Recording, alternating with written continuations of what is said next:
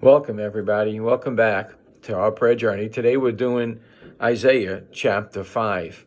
Again, this is an overview Bible study, reading most of the verses, but not all of the verses, pointing out and highlighting the most important parts of each chapter of the book of Isaiah. Now, I must warn you, you may hear some banging in the background or some explosions. I am filming this on New Year's Eve, 5 hours before New Year's, day comes, and there are a lot of trigger-happy people that I have in my neighborhood who are letting off fireworks from time to time. But today we're going to talk about gardening a little, because God's going to talk about that in chapter 5. When I was in New York, I had the not too good-looking garden, but man, did I have fruit. I learned how in New York to grow a vine of tomatoes, let it stay close to the ground. I didn't have plants staked up. I let them grow in the ground, and they were so fruitful. It took over my whole yard. I had fruit where we used to can 20 or 30 jugs of tomatoes a year. So that was real fruitful. If I came down to Florida, I can't grow a tomato here at all. But other plants I had a lot of success with. But every year in Florida, the weather is totally different.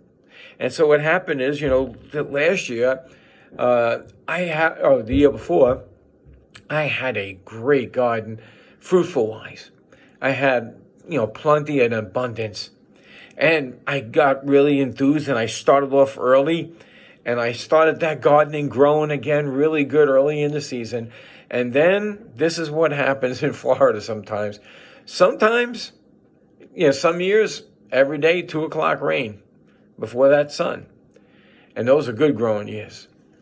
But sometimes, about 60 out of 62 days, it rained. And all of my crops got destroyed. And there goes my boasting rights. And I was kind of let down. And this is how God feels as we get to chapter 5 here, where he starts to speak about the people he planted there. Here's what it says, and I'll read the first 5 verses, and then I'll stop and go through it again. Now, I will sing to my well-beloved, this is 5:1, a song of my beloved, touching his vineyard. This is Isaiah speaking for God. My well-beloved had a vineyard and a very fruitful hill. And he fenced it in, and he gathered out all of the stones thereof, and planted it with the choicest vines, and built a tower in the midst of it. By the way, does this sound like a story that Jesus told when he was on earth in the book of Mark and other places? All right, so he built the tower in the midst of it, and he also made a winepress therein, and he looked that it should bring forth grapes, and it brought forth wild grapes. It got mixed up within the world. He had the choicest, the best. He picked the best ground. He was with them. He was out there handling it with them, and they become corrupted by the world and wild grapes. And now, O inhabitants of Jerusalem and the men of Judah, judge. I pray you between me and my vineyard.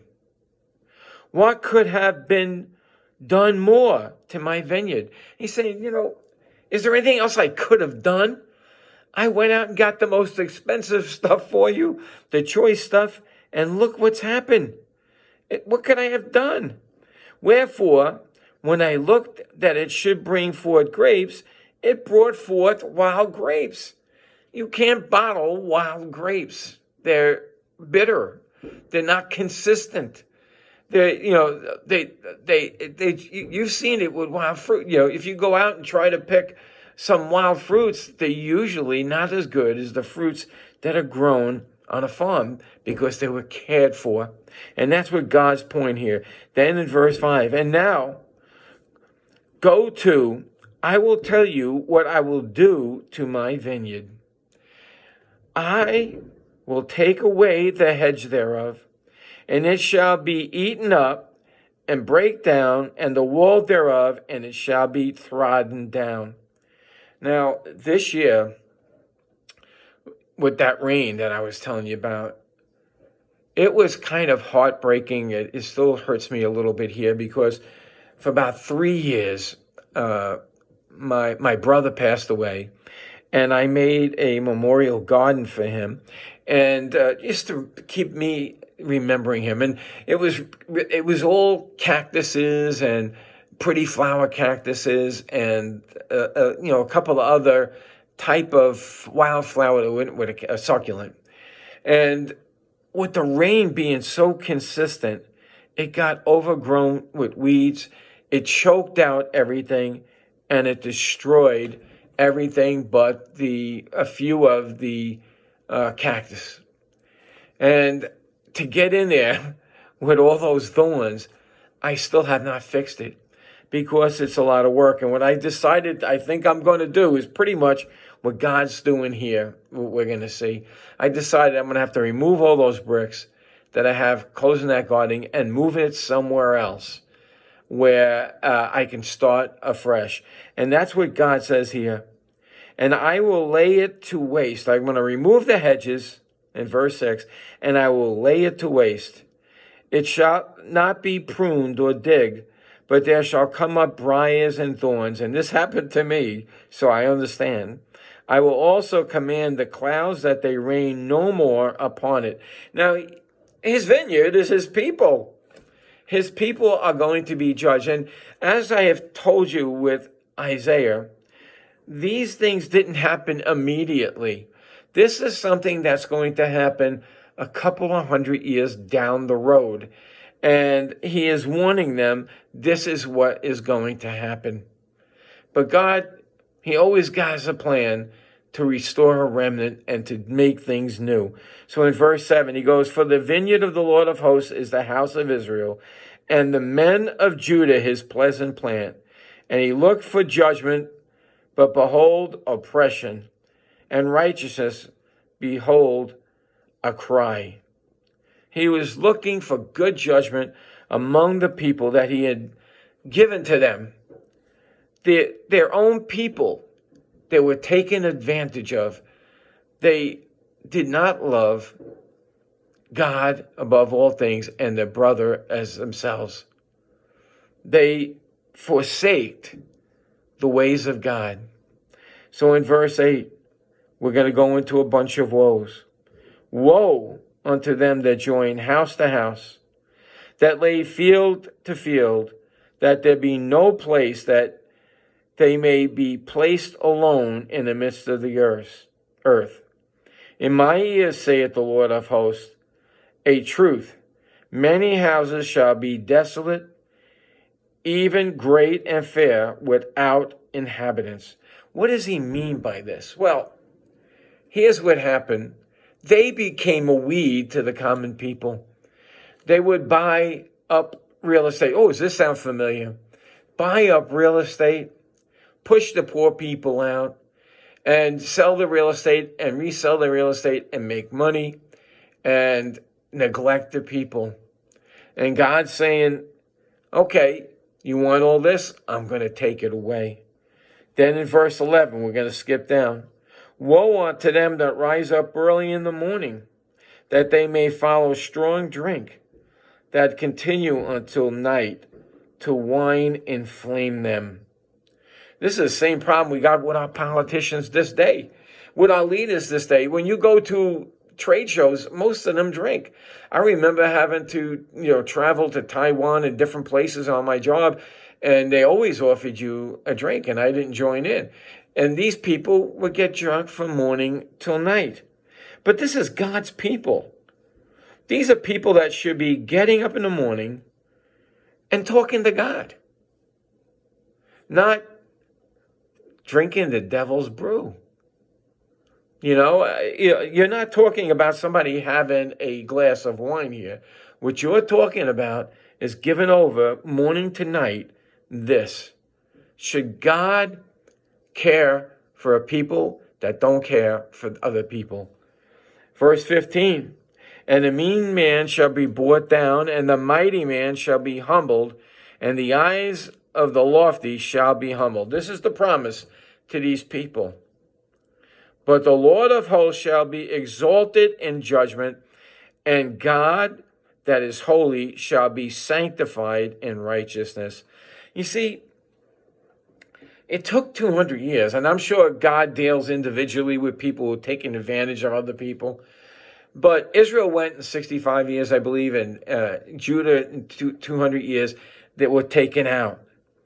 But God, when he judges, it makes things right. This is why we need to understand that God needs to judge, because people get frustrated seeing injustices in the world. There is no hope. Is God really there? And then God judges, and what does that do? It makes things right. You can say what they reaped, they sowed. And God needs to do that. So sometimes when bad things happen, it was a judgment. All right? Woe unto them that draw iniquity with cords of vanity, and sin as it were a cart rope. They put their bag and fill it up with all their sins and go carrying it about, boasting about, look what I got. You know what I did? I took money from this guy in a deal.